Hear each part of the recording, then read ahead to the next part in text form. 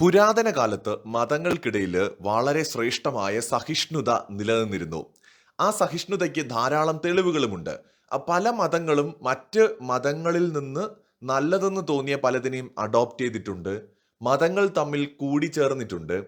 പല സ്ഥലങ്ങളിലും എല്ലായിടത്തും അല്ലെങ്കിലും പലയിടങ്ങളിലും ചരിത്രം പരിശോധിച്ചാൽ മതങ്ങൾ കൂടിച്ചേർന്ന് ഒഴുകുന്നതായി കാണാം. പല നദികൾ പല വഴികളിലൂടെ ഒഴുകുന്ന നദികൾ ചിലയിടങ്ങളിൽ അത് ഒരു നദി മാത്രമാണെങ്കിൽ ചില പ്രത്യേക സ്ഥലങ്ങളിൽ എത്തുമ്പോൾ രണ്ടും മൂന്നും നദികൾ സംഗമിക്കുക അല്ലെങ്കിൽ ഒന്നിച്ച് പിന്നെ ഒന്നായി ചേർന്ന് ഒഴുകാറുണ്ട്. നമ്മുടെ രാജ്യത്തുൾപ്പെടെയുള്ള വലിയ നദികൾ പലതും ചെറിയ ചെറിയ പോഷക നദികൾ വന്നു ചേർന്ന് ഒന്നായി ചേർന്ന് ഒറ്റ നദിയായിട്ട് ഒഴുകുന്നതാണ് എന്ന് നമുക്ക് കാണാൻ കഴിയും. സോ അതുപോലെയാണ് ഈ മതങ്ങളുടെ കാര്യവും. വളരെ രസകരമായ ഒരു കാര്യമാണ്. നിങ്ങളിൽ എത്ര പേർ മാപ്പിള രാമായണത്തെ കുറിച്ച് കേട്ടിട്ടുണ്ട്? ഞാൻ പറഞ്ഞത് കറക്റ്റ് തന്നെയാണ്. മാപ്പിള രാമായണം എന്ന് പറയുന്ന ഒരു രാമായണം നമ്മുടെ ഈ കേരളത്തിൽ നിലനിൽക്കുന്നുണ്ട്. അതിനെക്കുറിച്ച് ഞാൻ പറയാം. അതോടൊപ്പം തന്നെ കൗതുകമായിട്ടുള്ള മറ്റു ചില കാര്യങ്ങൾ കൂടി നമുക്ക് ഈ വീഡിയോയിൽ നോക്കാം. ഈ രാമായണത്തിന് ഒരുപാട് ഇസ്ലാമിക പതിപ്പുകളുണ്ട്. ഹിന്ദു മതവും ഇസ്ലാം മതവും രണ്ട് മതങ്ങളായിട്ടാണല്ലോ കാണുന്നത്. പക്ഷേ ഹിന്ദു മതത്തിലെ പ്രധാനപ്പെട്ട ഗ്രന്ഥങ്ങളിൽ ഒന്നായിട്ടുള്ള രാമായണത്തിന്റെ ഇസ്ലാമിക പതിപ്പുകളുണ്ട്. ഇസ്ലാമിക പതിപ്പ് എന്ന് പറയുമ്പോൾ രണ്ട് രീതിയിലുണ്ട്. ഇപ്പൊ ഹിന്ദു മതത്തിലുള്ള രാമായണത്തെ അതേപടി വിവർത്തനം ചെയ്തിട്ടുള്ള ഇസ്ലാമിക പതിപ്പുമുണ്ട്. ഇതിലെ കഥാപാത്രങ്ങളും സാഹചര്യങ്ങളും ഒക്കെ മാറിയിട്ട് അതിന്റെ ഇസ്ലാമിക വേർഷനായിട്ട് രൂപപ്പെട്ടതുമുണ്ട്. ഇപ്പൊ രാമായണം ഒരു മതഗ്രന്ഥം എന്നതിലുപരി ഒരു മികച്ച സാഹിത്യ സൃഷ്ടിയായും ധാർമ്മിക കഥയായും ഒക്കെ ലോകത്തൊരു കാലത്ത് വളരെയധികം പ്രചാരത്തിലുണ്ടായിരുന്നു. മുഗൾ ഭരണകാലത്ത് തന്നെ അക്ബർ ചക്രവർത്തിയുടെ നിർദ്ദേശപ്രകാരം മുല്ല അബ്ദുൽ ഖാദിർ ബദായുനി രാമായണം പേർഷ്യൻ ഭാഷയിലേക്കൊക്കെ വിവർത്തനം ചെയ്തിട്ടുണ്ട്. ഇത് മുസ്ലിം പണ്ഡിതന്മാർക്ക് ഇന്ത്യൻ സംസ്കാരത്തെ മനസ്സിലാക്കുന്നതിന് വേണ്ടിയൊക്കെ ആയിരുന്നു. പക്ഷേ ഈ ഒരു വിവർത്തനത്തെ കുറിച്ചല്ല ഞാൻ ഈ വീഡിയോയിൽ പറയാൻ പോകുന്നത്. മറിച്ച് രാമായണത്തിന്റെ തന്നെ മറ്റു വേർഷൻസിനെ കുറിച്ചാണ്. രാമായണ ഇ മസീഹ് എന്ന് പറയുന്ന 18-ാം നൂറ്റാണ്ടില് ഉറുദു ഭാഷയിൽ എഴുതപ്പെട്ട ഒരു പതിപ്പുണ്ട്. ഈ രാമായണം എന്ന് പറയുന്നത് സൂഫി സ്വാധീനമുള്ള വരികളിലൂടെയാണ് രാമന്റെ കഥ വിവരിക്കുന്നത്. ഇത് സാധാരണ രാമായണ കഥകളിൽ നിന്ന് കുറച്ച് വ്യത്യസ്തമാണ്. ഇനി മലേഷ്യ, ഇന്തോനേഷ്യ തുടങ്ങിയ രാജ്യങ്ങളിൽ ഇസ്ലാമിക പശ്ചാത്തലത്തിൽ രാമായണ കഥകൾ ഉണ്ടായിട്ടുണ്ട്. ഹിക്കായത് സരി രാമ എന്ന് പറയുന്ന ഒരു രാമായണം ഇതിന് ഉദാഹരണമാണ്. ഫിലിപ്പീൻസിലെ മിൻഡാനോവോ ദ്വീപിലുള്ള മരാനാവോ എന്ന മുസ്ലിം വിഭാഗത്തിൽപ്പെടുന്ന ഒരു മനുഷ്യ സമൂഹമുണ്ട്. ഇവിടെ ഒരു രാമായണം പ്രചാരത്തിലുണ്ട്. മഹാരാധിയ ലാവണ എന്നാണ് അതിന്റെ പേര്. ഇത് വളരെ വിചിത്രമായ ഒരു രാമായണത്തിന്റെ വേർഷനാണ്. ഈ രാമായണം ഫിലിപ്പീൻസിലേക്ക് എത്തുന്ന സമയത്ത് ഇതിലെ കഥാപാത്രങ്ങളുടെ പേരുകളൊക്കെ മാറും. രാമൻ എന്ന് പറയുന്നത് റേഡിയ മങ്കണ്ടിരി എന്ന് പറയുന്ന ഒരു പേരാണ്. സീത എന്ന് പറയുന്നത് തുവൻ പൊത്രൈ മലൈല ഗാൻഡിങ് എന്ന് പറയുന്ന ഒരു പേരാണ്. നമുക്ക് കുറച്ച് ബുദ്ധിമുട്ടാണത്. രാവണൻ എന്ന് പറയുന്നത് മഹാരാധിയ ലാവണ എന്നാണ് അദ്ദേഹത്തിന്റെ പേര്. ലക്ഷ്മണൻ എന്ന് പറയുന്നത് റേഡിയ മംഗവർണ എന്നാണ് ലക്ഷ്മണന്റെ പേരെന്ന് പറയുന്നത്. ശരിക്കും ഈ ഒരു രാമായണത്തില് ചിലയിടങ്ങളിലെങ്കിലും രാവണനെ അനുകൂലിച്ച് പറയുന്നതായിട്ട് നമുക്ക് കാണാനും കഴിയും. ഇസ്ലാമിന്റെ വേർഷനിൽ എഴുതിയിട്ടുള്ള രാമായണങ്ങളിൽ മറ്റൊരു പ്രത്യേകത എന്ന് പറയുന്നത് ഇവിടെ അള്ളാഹുവിനെ പ്രാർത്ഥിക്കുന്നവരായിട്ടും സുൽത്താൻ, ഷാ തുടങ്ങിയ പദവികൾ ഉപയോഗിക്കുന്നവരായിട്ടും ചിത്രീകരിച്ചിട്ടുണ്ട്. അതുപോലെ തന്നെ ഫിലിപ്പീൻസിലെ പ്രശസ്തമായിട്ടുള്ള സിംഗിൾ നൃത്തം എന്ന് പറയുന്നത് രാമായണത്തിലെ സീതയുടെ വനവാസത്തെയും രക്ഷപ്പെടലിനെയും ആസ്പദമാക്കിയുള്ളതാണ്. മുസ്ലിം രാജകുടുംബങ്ങളുടെ വിവാഹങ്ങളിലും മറ്റും ഇത് അവതരിപ്പിക്കാറുണ്ട്. അതുപോലെ തന്നെ ഈ പതിപ്പിൽ, ഇസ്ലാമിക പതിപ്പിൽ ഹനുമാൻ എന്ന് പറയുന്നത് ഒരു കുരങ്ങിന്റെ രൂപത്തിലുള്ള കഥാപാത്രമാണെങ്കിലും അദ്ദേഹം രാമന്റെ തന്നെ മകനായിട്ടാണ് ഈ ഫിലിപ്പീൻസിലെ രാമായണത്തിൽ ചിത്രീകരിക്കപ്പെടുന്നത്. മരാനാവോ ജനതയെ സംബന്ധിച്ചിടത്തോളം ഇത് വെറും ഒരു മതപരമായ കഥയല്ല, മറിച്ച് അവരുടെ ധീരതയുടെയും പാരമ്പര്യത്തിന്റെയും ഒക്കെ ഭാഗമാണ്. ഞാനിതിവിടെ പറയാൻ കാരണം, നമ്മൾ കഴിഞ്ഞ ദിവസം ഒരു വീഡിയോ ചെയ്തു. ഇവിടെ ഇപ്പോൾ ഇന്ത്യൻ കൾച്ചറിൽ രൂപപ്പെട്ടിട്ടുള്ള ദൈവവിശ്വാസമുണ്ട്. ഇപ്പോൾ നമ്മൾ കഴിഞ്ഞ ദിവസം ചെയ്തത് ശിവൻ, പാർവതി, കാർത്തികേയൻ, ഗണപതി എന്ന് പറയുന്ന ആ ദൈവവിശ്വാസം. അതിൻ്റെ തന്നെ ഈജിപ്തിലുള്ള വേർഷനെ കുറിച്ചാണ്, ഒസിരിസിനെ കുറിച്ചും അവിടെ അദ്ദേഹത്തിന്റെ ഭാര്യയെക്കുറിച്ചും പിന്നീട് മക്കളെക്കുറിച്ചും ഒക്കെ നമ്മൾ സംസാരിച്ചത്.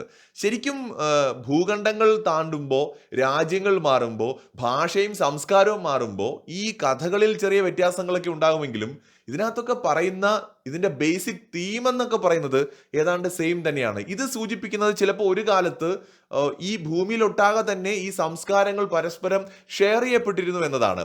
ഇനി മാപ്പിള രാമായണത്തിലേക്ക് വരാം. നമ്മുടെ കേരളത്തിൽ പ്രചാരത്തിലുള്ള മാപ്പിള രാമായണം ആര് രചിച്ചു എന്നോ ഏത് കാലത്ത് രചിക്കപ്പെട്ടു എന്നതോ ഇന്നും ആർക്കും അറിയില്ല എന്നാണ് പൊതുവെ വെപ്പ്. ആരുണ്ടാക്കിയെന്നൊന്നും നമുക്കറിയില്ല. പക്ഷേ മാപ്പിള രാമായണം ഒരു മലബാർ കലാരൂപമായിട്ട് നിലവിൽ വന്നതും നിലനിൽക്കുന്നതും മലബാർ മുസ്ലിങ്ങളുടെ ഇടയിൽ മാത്രം പ്രചാരത്തിലുള്ള പദാവലികൾ കൊണ്ടും ശൈലികൾ കൊണ്ടുമാണ്. ഇത് ശരിക്കും വാമൊഴിയായിട്ട് മാത്രം നിലനിന്ന് വന്നിരുന്ന മാപ്പിള രാമായണമാണ്. ലിഖിത രൂപത്തിൽ ഇത് സമാഹരിക്കപ്പെട്ടത് വളരെ അടുത്ത കാലത്താണെന്ന് കരുതപ്പെടുന്നു. എന്തായാലും ഈ ഒരു രാമായണത്തിന്റെ പ്രത്യേകത എന്ന് പറയുന്നത് ഇവിടെ ശ്രീരാമന്റെ ജനനം, സീതാ സ്വയംവരം, പട്ടാഭിഷേകം തുടങ്ങിയ രാമകഥാ സന്ദർഭങ്ങളാണ് മാപ്പിള രാമായണത്തിന്റെ ഇതിവൃത്തം എന്ന് പറയുന്നത്. ദശരഥൻ എന്ന് പറയുന്നത് ബാപ്പയാണ്. രാമൻ സീതയെ കുഞ്ഞുകുട്ടി, തങ്കമോള് എന്നിങ്ങനെയാണ് വിളിക്കുന്നത്. നിക്കാഹ് ചെയ്ത് ബീഡറാക്കുന്നു എന്നൊക്കെയുള്ള ആ ഒരു മലബാർ ശൈലിയിലാണ് ഈ ഒരു ഇതിന്റെ ഒരു രചന എന്ന് പറയുന്നത്. എളോമ്മയായ കൈകേയിയുടെ വാക്ക് കേട്ട് ലാമനെ 14 കൊല്ലം കാട്ടിലാക്കിയതുമൊക്കെ അങ്ങനെയൊക്കെയാണ്. അതായത് ഒരു മലബാർ ശൈലിയിലാണ് ഇത് പോകുന്നത്. കൂടാതെ ശൂർപ്പണഖയുടെ പ്രണയാഭ്യർത്ഥനയും രാമന്റെ തിരസ്കരണവും രാമൻ സീതയിൽ വശ്യനാവുന്നതും മൊഞ്ചും കൽബും ചേർത്ത് കവി അവതരിപ്പിക്കുന്നതാണ് മാപ്പിള രാമായണത്തിന്റെ ശൈലി എന്ന് പറയുന്നത്. മാപ്പിള രാമായണം വിക്കിപീഡിയ പേജിൽ പോയി കഴിഞ്ഞാൽ പണ്ട് താടിക്കാരൻ ഔലി പാടി വന്നൊരു പാട്ട് കണ്ടതല്ലേ ഞമ്മളി രാമായണം കഥപ്പാട്ട് എന്ന് പറയുന്ന അതിന്റെ ചില വരികളൊക്കെ നമുക്ക് കാണാൻ പറ്റും.